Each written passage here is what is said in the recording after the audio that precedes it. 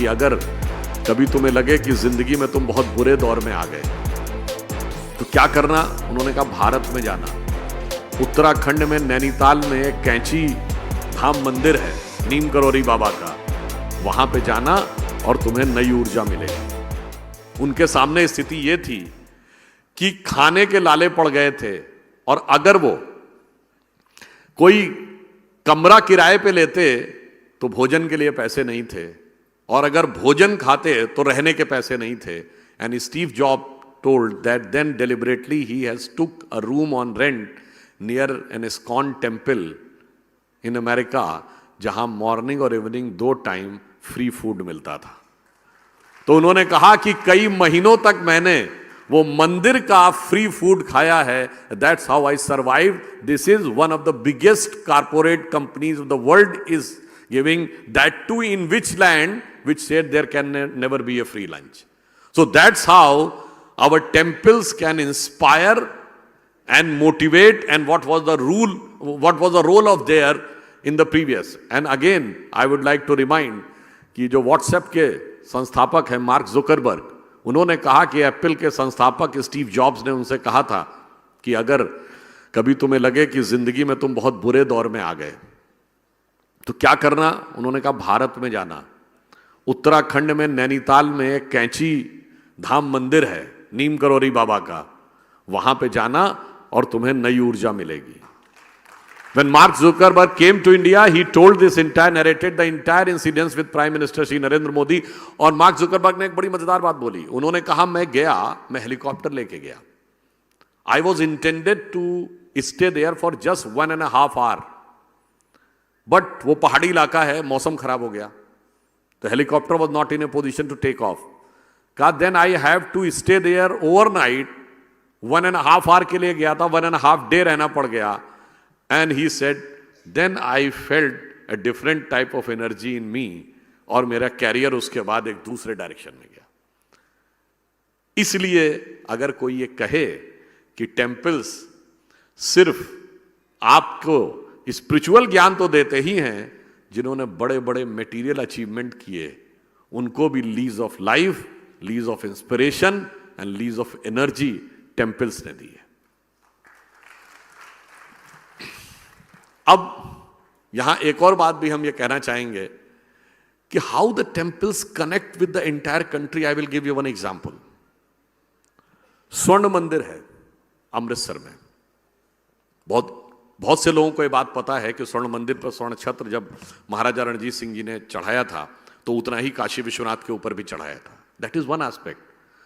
But अक्सर बहुत से लोगों को नहीं पता होता है कि जब गुरु गोविंद सिंह जी ने 5 प्यारे सेलेक्ट किए थे, वो 5 प्यारे थे कहां के।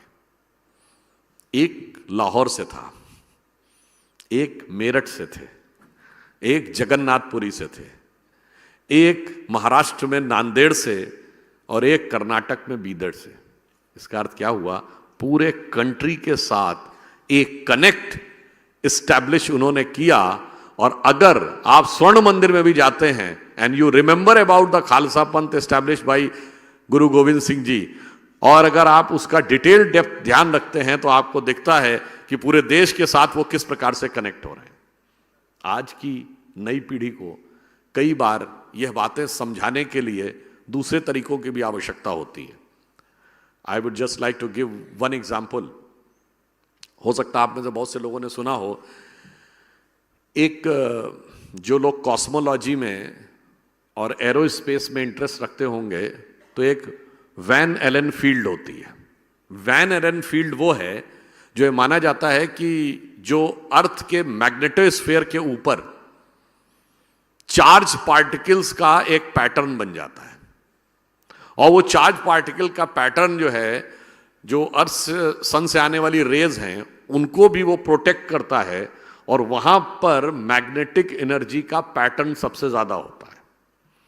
और मजे की बात यह है कि 3 जगहों पे दुनिया में ये वैन एलन फील्ड पाई जाती है। वो कौन कौन है? एक है पेरू का माचू पिचू, एक आयरलैंड का स्टोन हेंजेस, और एक भारत में ठीक उसी पॉइंट के ऊपर उत्तराखंड में अल्मोड़ा में कसुर देवी का मंदिर बना हुआ है और नासा ने इस बात को वेरीफाई किया कि इन तीनों जगहों के ऊपर वैन एलन मैग्नेटिक फील्ड सबसे ज्यादा है। अब मुझे लगता है कि नई पीढ़ी को इन विषयों के बारे में और बेहतर रिसर्च करने की आवश्यकता है कि ताकि उनको पता चल सके कि हमारे जो भी टेम्पल्स हैं उनका रीजंस क्या रहता है। बहुत सी ऐसी चीजें, एक और आपको पर्सनल एग्जांपल बताना चाहता हूं। जब शबरीमला का जजमेंट आया, उस समय तक तो पार्टी ने स्टैंड नहीं लिया था, तो हमारी प्रेस कॉन्फ्रेंस थी। उसके बाद ऑफ द रिकॉर्ड में वो लोग पूछने लगे कि इस पे क्या कहना है। तो मैंने कहा कि जी कभी कभी क्या होता है कि if you do not understand the basic element of the subject, तो आपसे गलती होने की पॉसिबिलिटी रहती है। जैसे आप सब लोग इस विषय के ज़्यादा अच्छे जानकार हैं, जितना मैंने पढ़ा है कि शबरीमला मंदिर का जब दर्शन किया जाता है तो वो सीधे नहीं किया जाता है, वो 7 मंदिरों की श्रृंखला का अंतिम मंदिर है। जिस श्रृंखला का पहला मंदिर है तमिलनाडु का अच्चिन कोविल मंदिर। और ये 7 मंदिर क्यों हैं? ये माना जाता है कि हमारे अंदर जो कुंडलनी जागरण की प्रक्रिया है उसके 7 चक्र होते हैं, मूलाधार, स्वादिष्ठान, अनाहत, आज्ञा और विशुद्ध चक्र। तो वो अंतिम चक्र माना गया है, अंतिम चक्र की एनर्जी का प्रतीक है शबरीमला का मंदिर। इसीलिए वहां अगर आप मंदिर में जाएं, देखो ऊपर क्या लिखा, वो तत्वमसि, मैं ही वो तत्व हूं। यानी that symbolises the element of final emancipation, final dissolution. So it is obvious कि till anybody is having the vibration of creation, the place of final dissolution is difficult for both, for the person as well as for the place. मगर अफसोस की बात यह है कि अभी तक लोगों को इस विषय के बारे में जानकारियां कम रहती है। अब कोई कहे जी साहब कैसे मान लें, तो मैं उनसे बताना चाहता हूं, केवल 50-60 साल पहले आप किसी से कहते कि मैं कोई एक डिवाइस होगी जिस पे मैं न्यूयॉर्क से सीधे बात कर लूंगा, तो लोग कहते हैं एब्सर्ड है। But how is it possible? Because of the electromagnetic waves and modulation of the waves. आज मॉड्यूलेशन ऑफ द वेव्स से आप पूरे टेलीकॉम एज में पहुंच गए और हम एक नए एरा में आ गए। अभी तो modulation of the material waves है ना। Now, the moment you will enter into modulation of conscious waves, तो एक दुनिया दूसरी दिखाई पड़ेगी। तब आपको समझ में आएगा कि हमारे यहाँ जो भिन्न भिन्न मंदिर हैं, हर मंदिर का एक अलग वाइब्रेशन है, उस अलग वाइब्रेशन का एक अलग पैटर्न है, और वो पैटर्न कैसे आपकी इनर कॉन्शियसनेस को प्रभावित करता है। मेरे विचार से ये बहुत जरूरी है कि हम अपनी इस धरोहर को बचाकर रखें, और धरोहर को बचाकर। और कभी कभी क्या होता है, इलॉजिकल आंसर्स जानते कहां से आते हैं? I will just give you example. ये लाइट है। अब जिन लोगों ने फिजिक्स पढ़ी होगी, लाइट इज अ वेव और लाइट इज अ पार्टिकल, इस पर तो डिबेट ही होती रहती है। बिकॉज अगर आप पानी में जब देखते हैं लाइट की वेव जाती है तो आप देखते हैं कि वो गहराई कम नजर आती है। क्यों? लाइट बेंड हो जाती है। तो लाइट का बेंड होना दिखाता है कि लाइट इज अ पार्टिकल, तभी वो मीडियम में जाके झुक जा रही है। अगर वो पार्टिकल है तो स्पेस में सन से ट्रेवल करके यहां तक नहीं आ सकती वैक्यूम में, क्योंकि लाइट की वेलोसिटी से तो कोई पार्टिकल चल ही नहीं सकता आइंस्टीन की थ्योरी के हिसाब से। इसका मतलब वो वैक्यूम में वेव है, मीडियम में पार्टिकल है। अगर मैं आपसे कहूं यही तो आत्मा है, आकाश में अव्यक्त है, माध्यम में व्यक्त है। अब अगर कोई इसको कहे नहीं साहब मैं तो इस बात को लेकर कोर्ट जाऊंगा और मैं कहूंगा कि दिस इज इनइक्वालिटी, कि why it is considered just a wave in vacuum and particle in the medium, और उसके बाद वो कुछ लोग जाकर ये समझाएं कि नहीं साहब we want justice of that, it should be considered both particle and wave in either medium और वैक्यूम।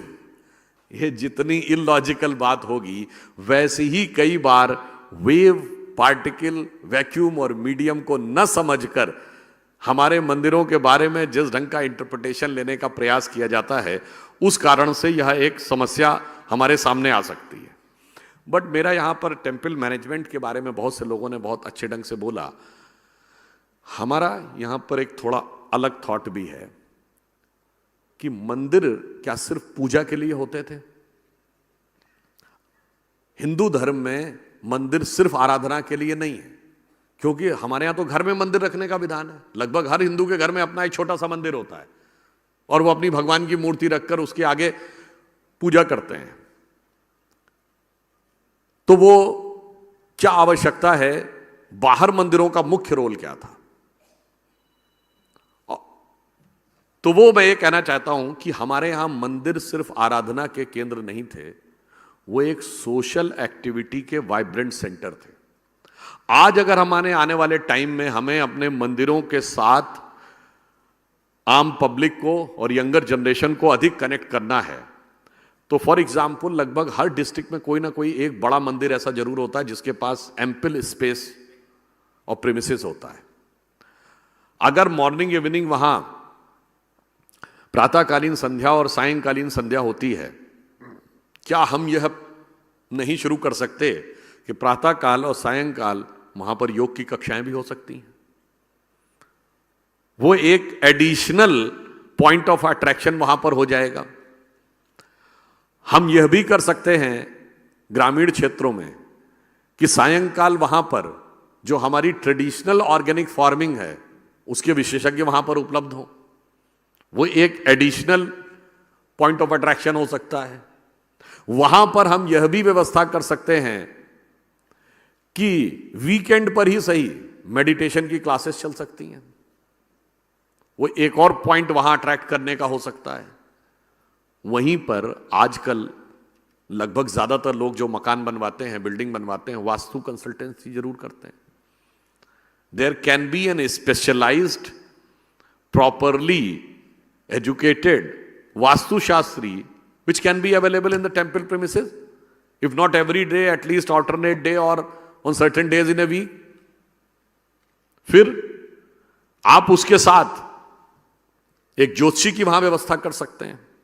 बहुत से लोगों को डिसीजन लेने के लिए कि साहब इसका मुहूर्त देखना है, ये मुहूर्त देखना है, और फिर इन द वीकेंड्स वहां पर हमारे ट्रेडिशनल म्यूजिक की क्लासेस भी हो सकती हैं। मेरा अपना यह मानना है कि अगर हम इस ढंग की सारी एक्टिविटीज को इनिशियली केवल डिस्ट्रिक्ट में एक बड़े मंदिर में एक मॉडल के रूप में स्टार्ट करें and over a period of time ये ग्रेजुअली और मंदिरों की तरफ पर्कुलेट करता चला जाए, तो ये हमारे कॉन्शियस मूवमेंट के, सोशल मूवमेंट के एक ईपी सेंटर के रूप में यह टेम्पल डेवलप होंगे। और मेरा मानना है कि प्राचीन काल में मंदिरों की भूमिका यह भी होती थी।